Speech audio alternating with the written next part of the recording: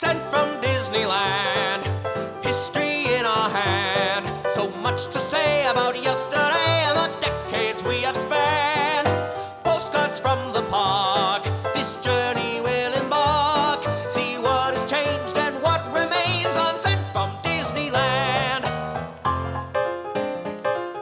Sent from Disneyland.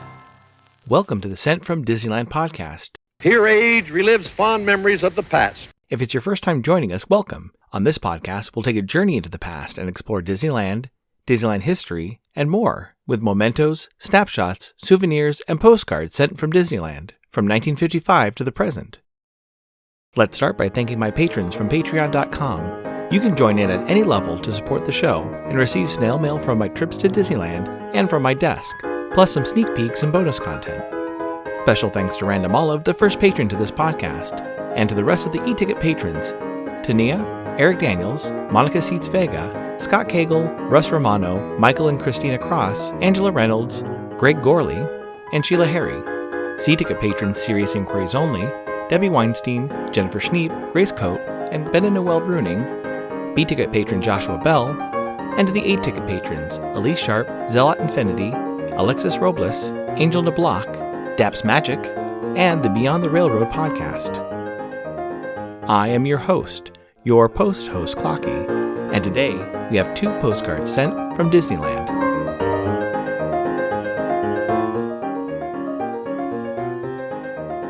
The front of our first postcard has the entrance to Pirates of the Caribbean. On the right, you can see the rest of the streets of New Orleans Square. If you look closely, you can see 2 different garbage cans and a sign pointing in the directions of the attractions and lands in Disneyland.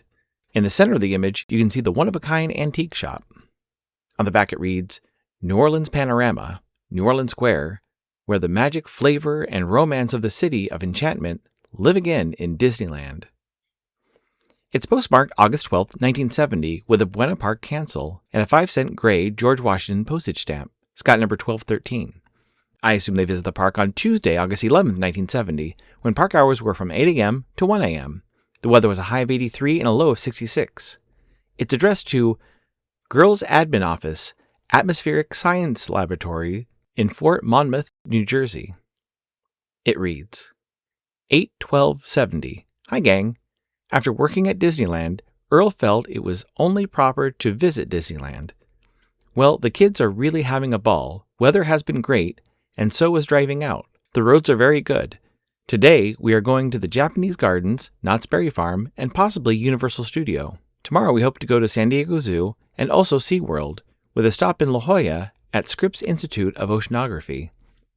We call sometime next week, Joe.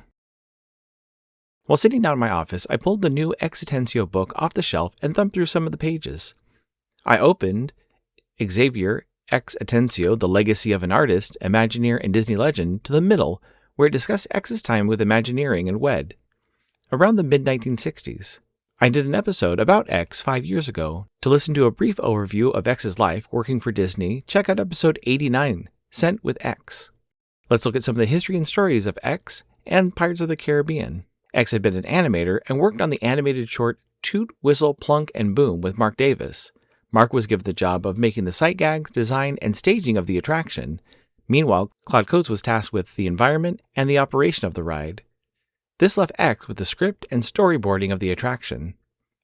The first part of the script he wrote was for the auction scene. The Imagineers completed a mock-up of the auction scene for Walt to experience. The book recalls a story that I've heard before. X was worried that the scene was too chaotic and guests would not be able to hear or follow along with the storyline. Walt pointed out that the scene and ride should be treated like you're going to a cocktail party, where you might only overhear a few sentences of conversation. And with that, the guests could experience the ride again and again and get a slightly different experience, or catch something new the next trip. While working on the attraction, X named the mayor of the town Carlos after his friend Carlos Amador, who was a Mexican movie producer. One of the movies produced by Carlos in 1963 had an animated segment done by the Disney Studios with the 3 little pigs singing a song called The Sleepy Little Pigs. Working as a team, X, Claude, and Mark came up with the idea that the treasure that guests saw and what the pirates were after was cursed, a concept that was later used in the Pirates of the Caribbean movies. Another story from X and the Pirates of the Caribbean that I've heard before was when he suggested there should be a song for the attraction. X suggested a shanty-style song and hummed a few bars of what he was thinking of for Yo-Ho, A Pirate's Life for Me. He thought Walt would hear it and then send the musical project to the Sherman Brothers to make a full song. Instead, Walt sent composer George Bruns over to team up with X, who had no formal musical training. Together they wrote a song that had verses that could stand on their own, as there wasn't a way to control the speed of the boats as they went through the attraction. The song has no storyline, but allows guests to drift in and out of the song throughout the attraction.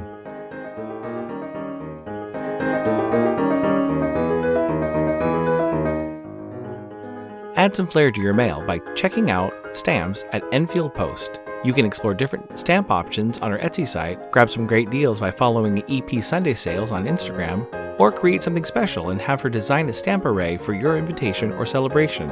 You can head over to enfieldpost.com and explore all the different vintage postage stamps you can use on your next card or letter.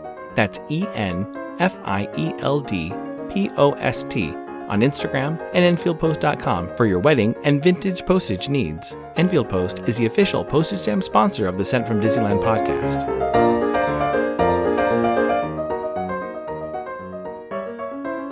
The front of our next postcard has Brer Fox and Brer Bear standing in front of a lamppost with the street side reading Royal Street in New Orleans Square.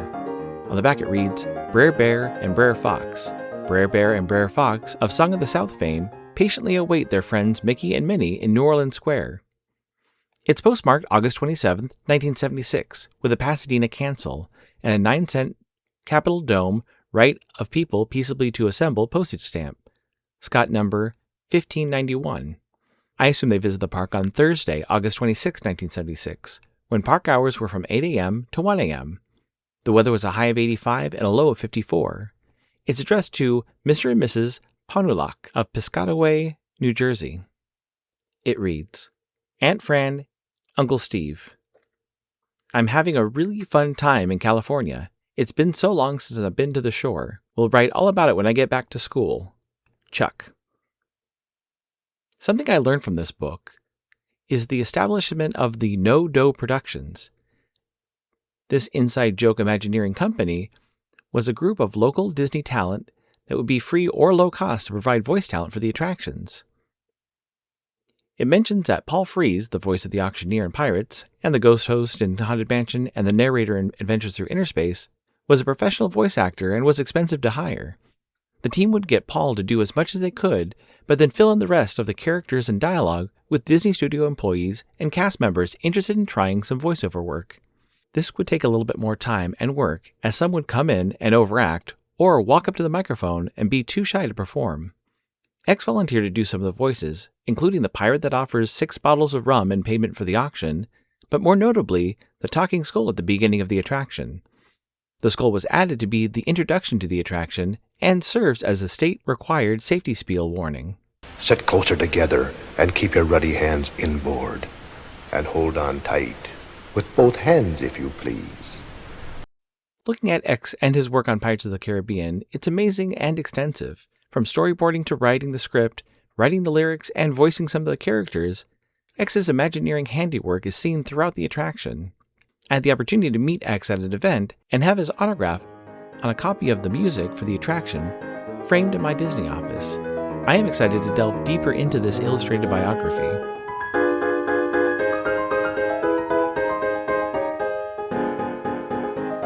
My incoming postcard is sponsored by the Art Throwdown. Art Throwdown, or ATD, is a craft hour on Instagram, starting at 9 p.m. Eastern or 6 Pacific.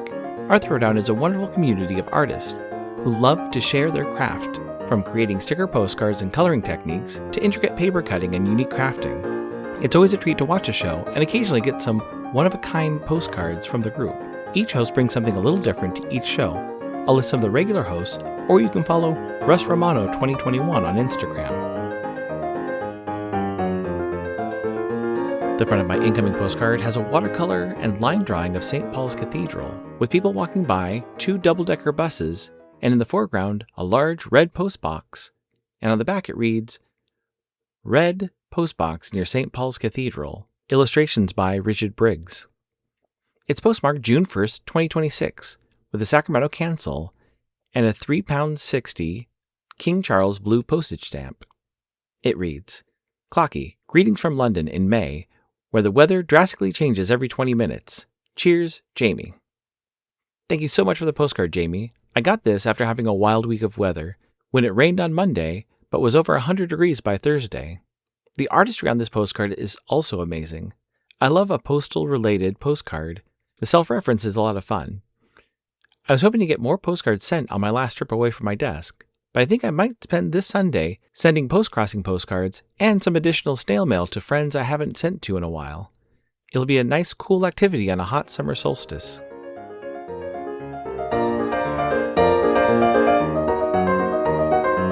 Thanks for listening to Sent from Disneyland. If you enjoyed this podcast, please subscribe and tell your friends. It would also help to leave a 5-star rating and comment on whatever podcast platform you use. If you'd like to support the show financially, please check out our Patreon page at patreon.com/sentfromdisneyland. You can find me on Instagram and TikTok at sentfromdisneyland or my website, sentfromdisneyland.com. For questions and comments, send me a postcard addressed to Sent from Disneyland, P.O. Box 44, Hood, California, 95639. This podcast is not affiliated with Disney, the United States Postal Service, or any post office or Disney-related properties. Opinions expressed on this podcast belong to the host and guests of the Sent from Disneyland podcast. This podcast is produced and edited by Clocky McDowell, website designed by Misty McDowell. Theme song was written and performed by Noah Sunday Lefkowitz. Take it away, Noah.